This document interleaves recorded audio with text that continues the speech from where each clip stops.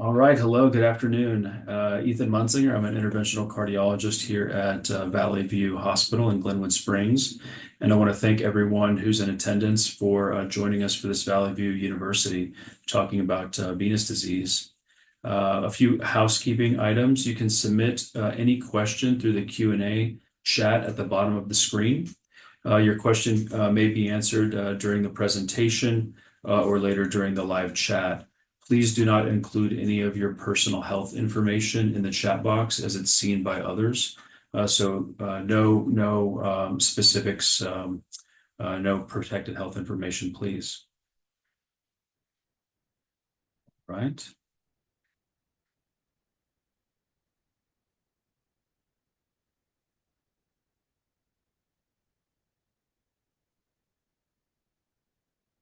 Okay. Well, we'll get started here. The title of this talk is Varicose Veins and Other Vein Conditions.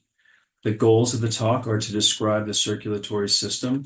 I'd like to differentiate between arteries and veins and to describe the difference between deep and superficial veins of the legs and to describe treatment options for different venous conditions.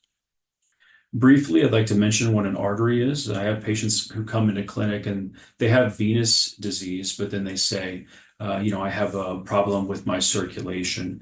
And it's true that, venous disease can be a problem of circulation, but I often think of arterial pathology as well. So the arteries are thick, muscular blood vessels or thicker walled muscular blood vessels in many cases, and they contain the oxygenated blood that's traveling throughout the body. So when you see your doctor and they check your blood pressure and it's 120/80, they're measuring pressure in the artery.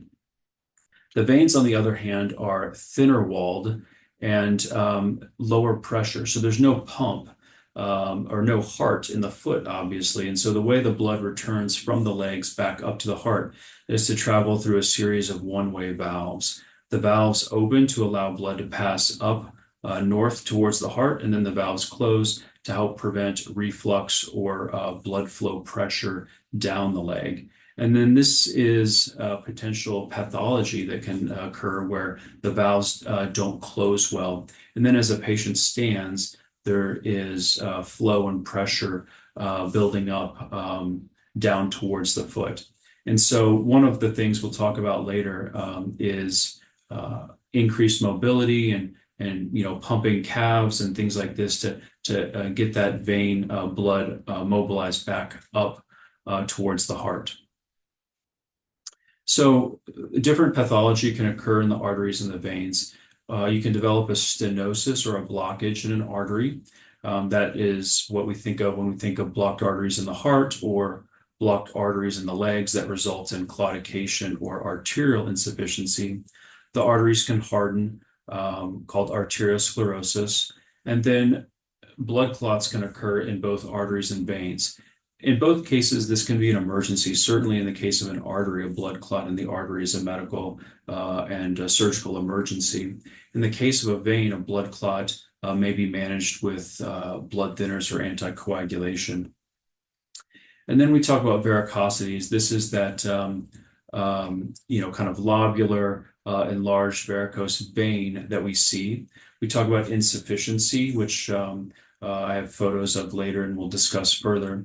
But then we also think of wounds. And so some patients with arterial disease and with venous disease can develop wounds, and they can be different in their characteristics. But if a patient does have a wound that is not healing on the leg, at the ankle, at the foot, or elsewhere, that does need further evaluation with wound care specialist, primary physician, physician like myself who has an interest in arterial and vein pathology, etc. So let's talk about the two different types of veins in the leg. There are deep veins and there are superficial veins. We always want to keep the deep veins open. They allow that blood flow to pass up out of the leg and return to the heart. And pathology that can occur in the deep veins is insufficiency or this backwards flow down the leg that we consider too much or prolonged. But then also deep veins can develop blood clots. And that tends to be something that many patients have symptoms of aching, swelling, redness, pain in the leg. And the problem is not only the blood clot, but that it can propagate or move into the lungs, and that's a pulmonary embolism or a blood clot in the lungs. And so patients with blood clots in the deep veins of the legs often need blood thinners or anticoagulants. The superficial veins can also develop blood clots, and those can cause inflammation and significant pain and tenderness. It's the difference between whether a blood clot is in a deep vein or a superficial vein requires an ultrasound for diagnosis. And the superficial veins can develop varicosities, which are those tortuous veins we see underneath the skin. And those themselves can develop blood clots in some cases, and that can cause inflammation and pain. So we'll talk briefly about blood clots in the veins. We've talked about the deep vein thrombosis and its risk of propagating to the lungs or pulmonary embolism. We've talked about superficial vein thrombosis. And in the case of the deep vein thrombosis, this can increase the risk of developing venous insufficiency and what we call post-thrombotic syndrome, or aching and heaviness and other manifestations of vein problems in the legs subsequently. So discoloration, ulceration, or wounds, inflammation, particularly down by the ankle. And in the management of blood clots in the veins, certainly patients need, in almost all cases, need a blood thinner. There are other things that can be done as well, where we can go in and, depending on where the blood clot is, we can often try to remove the blood clot either with some localized clot busting medication, or we can try to vacuum out the blood clot with some specialized equipment. You see in front of you in this gray, black and white photo in the middle here that this patient developed a blood clot in the left iliac vein due to a problem where the vein was getting collapsed by surrounding structures such as the artery. This actually has a name called May-Thurner syndrome. And in this patient's case, leg was very painful and tender, and we were able to remove the blood clot, which you see here on the blue towel. And then in this case, we also placed a stent to help open the vein. You see here a picture of a venous stent. In this case, it's been folded or bent to indicate its flexibility, but when it comes out of the package, it's straight. It's delivered through a small tube called a catheter into the vein, and does not require any major incision. Whether a patient would need this is case by case, and we use up-to-date techniques, including intravascular ultrasound, which is a small video camera placed inside the vein to allow us to look and see in the vein if the vein is getting collapsed and flattened, and whether a patient might benefit from a stent in a case like we just described. So venous disease is common, estimated to affect up to 175 million Americans. That's almost half of the population. 10 to 30% of adults in the United States will develop varicose veins, and 50 to 70% will develop spider veins or small varicose veins that are called reticular veins. And so that's where that number of 175 million comes from. In the chart at the bottom, you can see just how frequently these conditions occur. So the numbers there are in millions. So in the case of coronary heart disease, we see an incidence of about 1 million adults in the United States. In the case of diabetic foot ulcers, about 1 million. But in the case of venous ulceration, so a wound on the leg that is caused by a problem with the veins and not the arteries, actually occurs at a higher rate of almost 2 million adults in the United States. So who gets venous disease? There's no one single risk factor. Things that we commonly identify are the risk or incidence increases with age. So I say to my patients, you don't see an 8-year-old running around the playground with a varicose vein, but you might see the mother or the grandmother or the grandfather with a varicose vein. So we know that the incidence of venous insufficiency increases with age. It tends to affect women more. Multiple pregnancies also are associated with increased risk. Family history, so if a parent or other relative had venous insufficiency and varicose veins, that's a risk factor. Patients who have a life that requires prolonged standing or prolonged sitting are also at increased risk. And then smoking, trauma at the site of a vein injury. So I had a patient recently who had an injury years ago on the leg, and that was a site where venous disease was later developed, including a large varicose vein.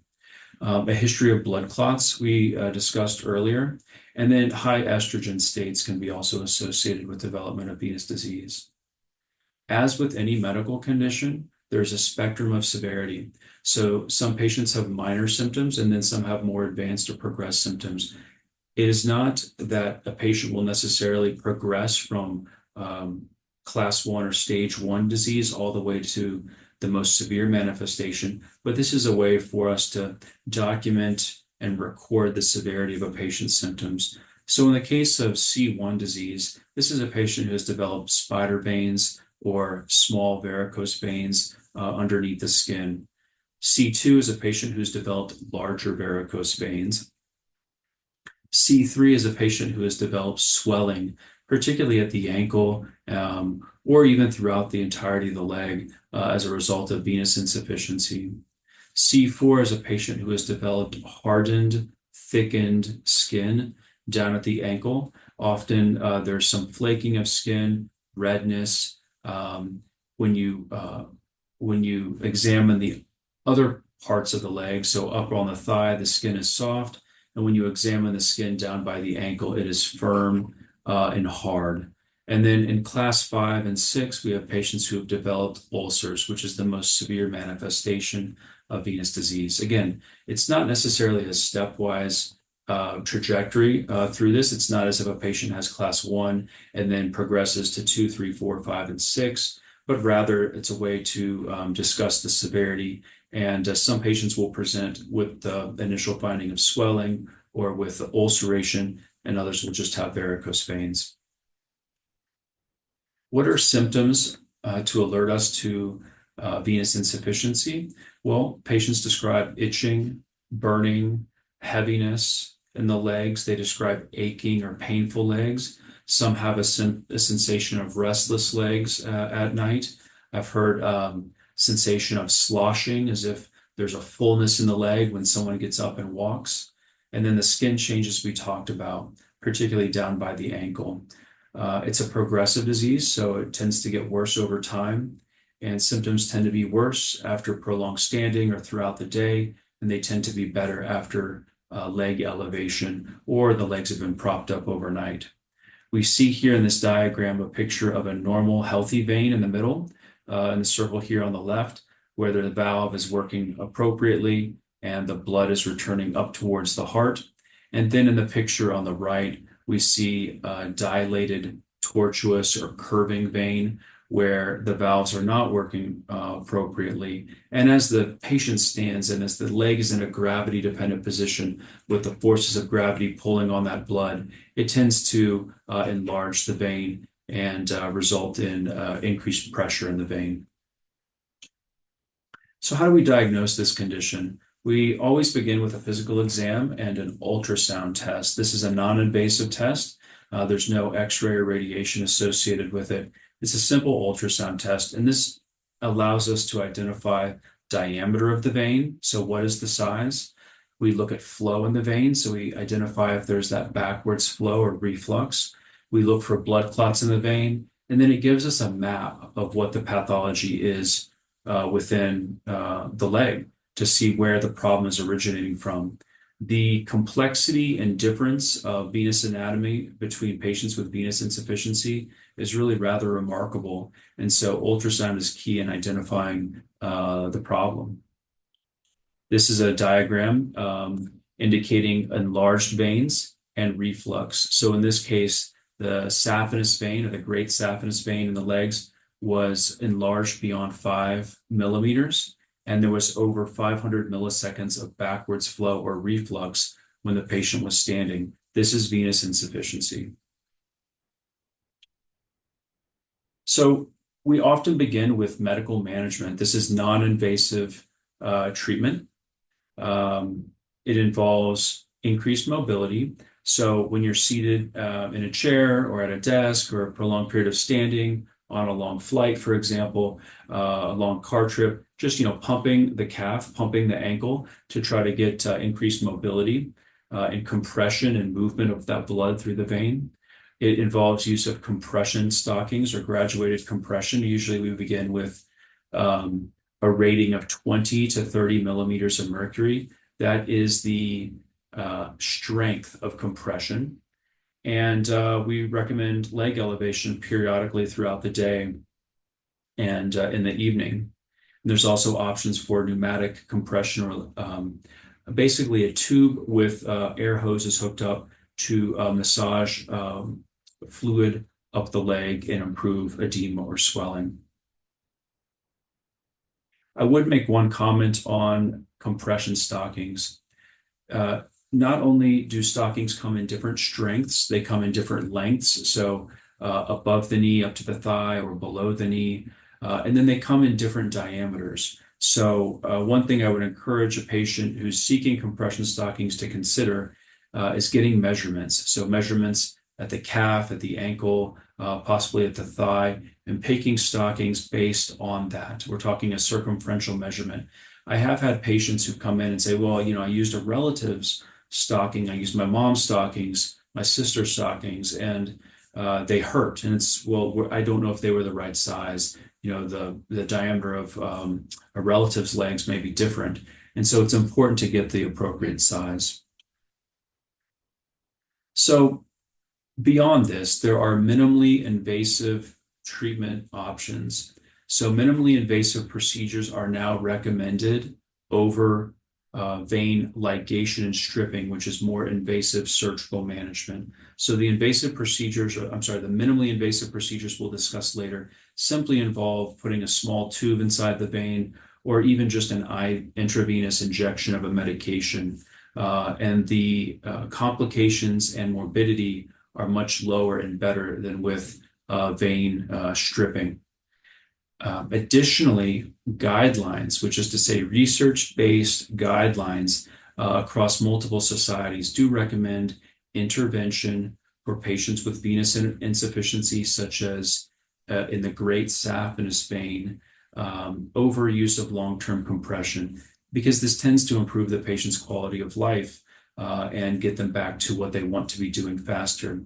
Despite that, oftentimes insurance will require a trial of non-invasive management. That's the compression stockings, leg elevation, and walking, increased mobility before a patient can be approved by his or her insurance company to proceed with intervention. So what are the interventions? Well, the goal here, again, is minimally invasive, outpatient, low-risk procedures to close down the problematic vein, reroute blood flow through healthier veins like the deep veins. And there are multiple treatment options for this. How we pick these is in part based on what we find on the patient's ultrasound, the patient's preference, and what the anatomy of the veins in the legs looks like.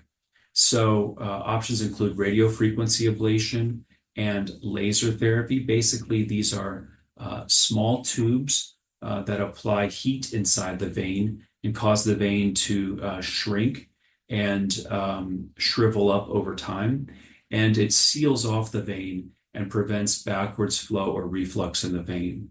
There's also a medical grade adhesive glue, which there's a picture of here, a diagram basically showing medical grade super glue that is placed inside the vein to seal the vein shut. And then there are sclerosing foams like polydocanol, which basically cause narrowing of the vein and cause the vein to shrivel up as well. And oftentimes we'll have to use a combination of these different treatments in a given treatment plan for a patient. Here's a diagram of radio frequency ablation. We use a catheter, and I've been asked, a catheter, if people think of a urinary catheter. That's not what this is. This is a small tube that is about this diameter of the inside of a ballpoint pen, so very, very small. It's placed inside the vein, and then it applies thermal energy inside the vein to cause it to shrink. So you can see in the picture on the left, the tube is inside the vein. You can see in the picture in the middle, it's applying that energy. And then you can see in the picture on the right that the catheter has actually been withdrawn, and now the vein has shrunk in diameter and is closed. So the treatment again is to close the problematic vein, to reroute flow through healthy veins, to have a procedure that's minimally invasive, outpatient, so patients can go home the same day, and that has low risk. Up-to-date techniques and technologies are more than 90% effective. People might ask, well, what about vein stripping? Vein stripping had a similar efficacy, which is to say nothing is 100% effective. But what I mean by that is that oftentimes we'll have no issue with closing the problematic vein, but patients can develop additional veins in the future. They can develop varicose veins, for example, that are not related to the vein that was the problem previously. That's because this condition can be chronic and progressive over time. So often, we treat the most important problems first, and then we just reevaluate as symptoms may reoccur. But it's almost never the case that the vein that has been treated opens up again. It's that veins can develop anew, or varicose veins can develop from other places. Here's an example of sclerotherapy. You see before and after pictures. So I do want patients with venous insufficiency to think about the problem in two ways. There are medically indicated procedures like the vein closure we discussed, including radiofrequency ablation and laser therapy. And then there's more of a cosmetic aspect. So for patients who have these small spider veins or these very small varicose veins that are called reticular veins underneath the skin, they may or may not have any underlying problem with the larger veins like the saphenous veins. And so these patients may not need any treatment such as radiofrequency ablation of the great saphenous vein, and they may need only sclerotherapy, which is an injection of a medication called polydocanol into the vein to cause it to resolve. Additionally, patients with superficial venous insufficiency involving the saphenous vein may undergo successful treatment and closure of that vein, but may still have residual spider veins and reticular veins that could require additional treatment if they desired. So it should not be the expectation that with closing the saphenous vein, all of the reticular and spider veins will go away. There may be additional treatment required. And for some patients, that does involve an out-of-pocket expense because insurance often only covers the medically necessary procedures. So after treatment, we often use compression wraps and stockings for a short period of time, often for patient comfort. For patients who've had sclerotherapy, that's particularly important to use compression stockings afterward for 2 weeks or so. For patients who've had radiofrequency ablation or the vein glue in the saphenous vein, they may not require stockings and can use them for comfort. Risk of serious discomfort is quite low. Patients can often, if they require anything, it's just ibuprofen or Tylenol and maybe an ice pack. The risk of major complications such as a deep vein thrombosis or a pulmonary embolism is very rare. In modern serious risk is 1% or less. Overall, across the decades that this has been done, the risk is quoted as less than 5%. So in summary, arteries and veins are different. I'd like patients to understand that a circulation problem could involve arteries or veins, But oftentimes, if the problem only involves veins like reticular veins or spider veins, that's certainly not a life or limb-threatening condition. We talked about blood clots that can develop in deep veins and superficial veins, and how certainly in the deep vein that needs to be addressed with blood thinners or anticoagulation. Also, in the case of superficial veins like varicose veins or saphenous veins that develop a blood clot, often that's due to insufficiency in the vein, enlargement of the diameter of the vein, and reflux. And those patients, I think, should often be considered for vein closure to reduce the risk of recurrence of a new blood clot. Again, that's in the superficial veins. We've discussed vein closure of both spider veins and reticular veins, as well as saphenous veins with techniques such as radiofrequency ablation and endovenous laser therapies. So some questions I'm often asked is vein ablation painful? I would say it's minimally painful. It does involve a minimally invasive procedure. Here at Valley View, we offer patients sedation, and I find that most patients want sedation with this. Other clinics where these procedures are done in freestanding clinics often do not offer sedation, and so it's a patient preference. If a patient does elect to receive moderate sedation, which is basically a twilight sleep or some medications for relaxation, but it's certainly not general anesthesia, involving intubation and what we think of when we think of major surgeries. The sedation a patient would receive with this is minimal to moderate, and a patient would need a driver to take him or her home afterward. The procedure itself takes only about 30 minutes, but the total time getting checked in, getting prepared, and then recovering may be 2 to 3 hours in length. And then I get asked, when can I return to work? Well, I've had patients who go back to work the same day. I've had patients who want to take a week off. I find that most patients want to return to work in a day or two. Usually they have minimal discomfort, particularly if they're using ibuprofen or Tylenol and compression stockings as needed.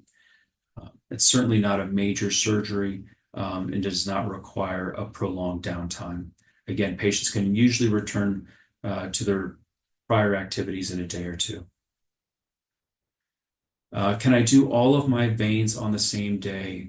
Answer is probably not. We do try to minimize the number of procedures and trips, but there are limitations based on either the technology. So if we're using, for example, that polydocanol foam, there's a limit by the FDA about how much can be used in a single day.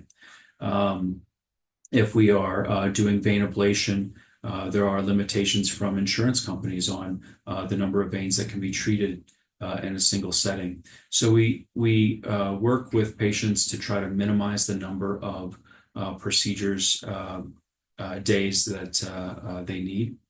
And then again, we have to think about medically indicated procedures such as closing incompetent saphenous veins versus cosmetic procedures of treating spider veins. And so those would almost always need to be done on different days.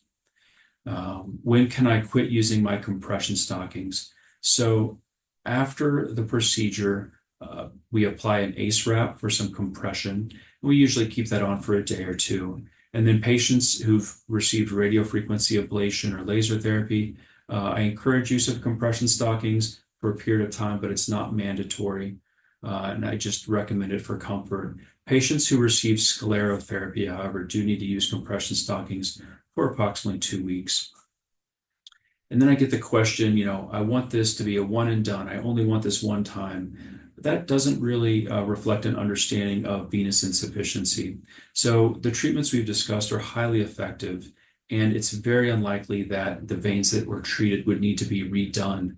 But there is a potential, again, for new problems to arise, incompetence or insufficiency in other superficial veins, and those may require additional therapies if they arise in the future. I do see patients frequently who have had treatment done elsewhere previously, and now they have new vein issues. And so, that requires reevaluation with ultrasound to try to figure out what's going on with the veins, the legs, and then a customized treatment plan. I want to thank everyone for attending, and we'll have questions.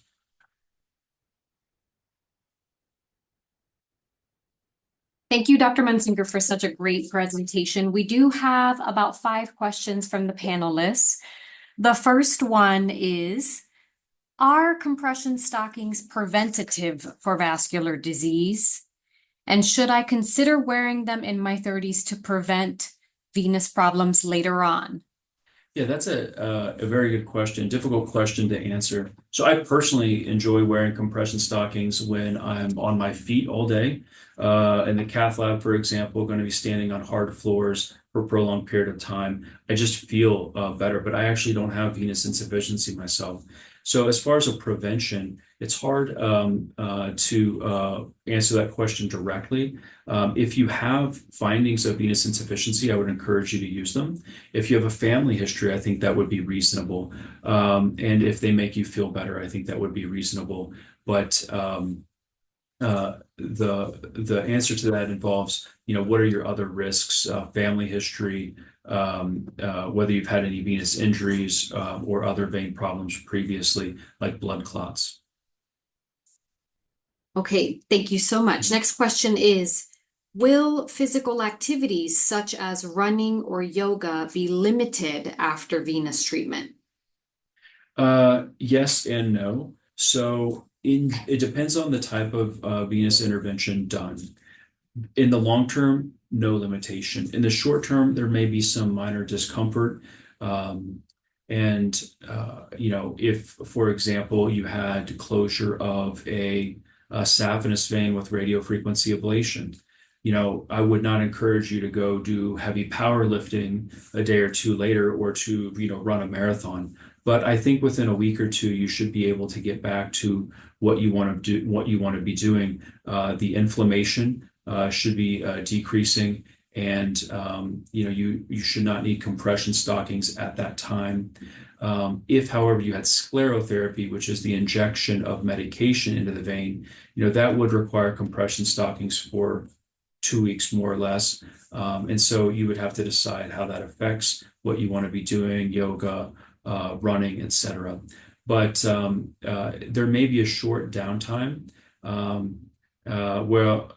but I've had other patients who have had treatment and they go back within a few days to running and training. Thank you. Mm-hmm. We must have a few runners on the line because the next question is, are runners at increased risk for venous problems? I'm seeing ads for compression running socks lately. Should I consider?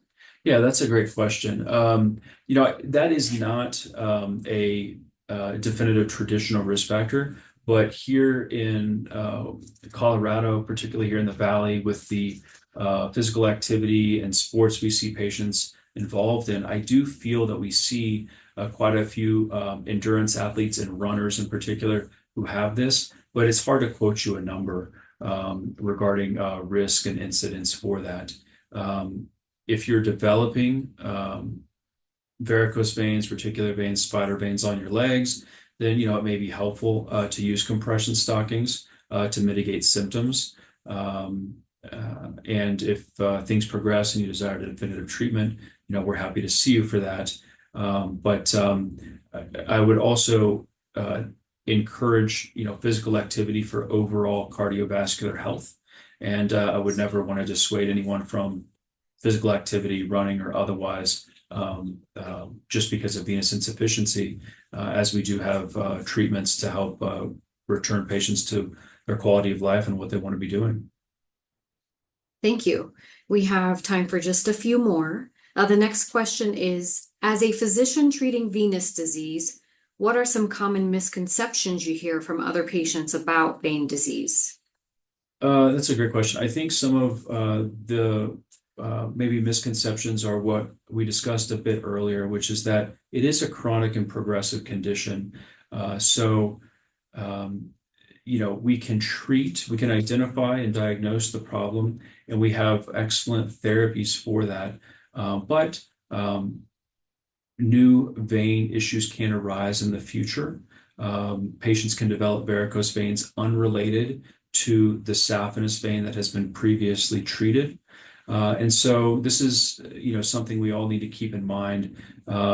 Maybe like, going to the dentist or something, you continue to go, even though, you may have had your cavity filled, you still get checked out, you still get treatment, that may arise for new problems. And this is, true for multiple chronic medical conditions. Thank you. Is there anything specific you would like patients with vein disease to know? I would like them to know that the treatments are minimally invasive, well tolerated, and can help return them to the quality of life that they desire sooner. There are alternative options just to long-term compression therapy. I would like patients to know, however, that some of the limitations in accessing treatment right away can be approval from insurance providers. And so if a patient or his or her physician or medical provider identifies findings of venous insufficiency, even before we meet, even before we do an ultrasound and get a diagnosis, you can do a trial of compression stockings, because oftentimes insurance carriers will require a 3-month trial of compression stockings and other non-invasive management. So I don't want people to have the expectation that they can come in, get an ultrasound, and have a treatment the following day or the following week, because some of the barriers there are insurance providers. Even though the data supports better quality of life and returning to what you want to do faster with vein treatment over long-term compression. Thank you. Last question. What is the first step to see if I am a candidate? Is that a referral from my family doctor? No, you can refer yourself when you call in for an appointment. I would encourage you to discuss, what your concerns are. I do try to have ultrasound obtained at the appointment or prior to, so that we can expedite your diagnosis and care. In cases where we meet for the first time, we review your symptoms, and then we order an ultrasound, it just does tend to delay diagnosis and care. So if you, do have venous insufficiency, especially the medical symptoms of aching, discomfort, swelling, heaviness, etc., or large varicose veins, let us know, and then we can try to expedite the ultrasound. If, however, your only concern is spider veins or very, very small varicose veins called reticular veins, and it's really a cosmetic concern that you have, that may only require sclerotherapy, and then we could proceed with that more expeditiously. Thank you. Thank you. Oh, I do have to read a few more things. Okay, so our team would love to hear your feedback on today's presentation. If you have time to fill out a quick survey, it will appear after the webinar. You will receive an email with this recorded webinar within 24 hours, and we invite you to join us for our next Valley View University on Wednesday, November 6th at 6 p.m. with Valley Ortho's Dr. Armstrong, who will be presenting on common foot issues and treatment. I think I'm going to attend that one. That sounds great. And I wish you all a great afternoon, and please reach out if we can help you.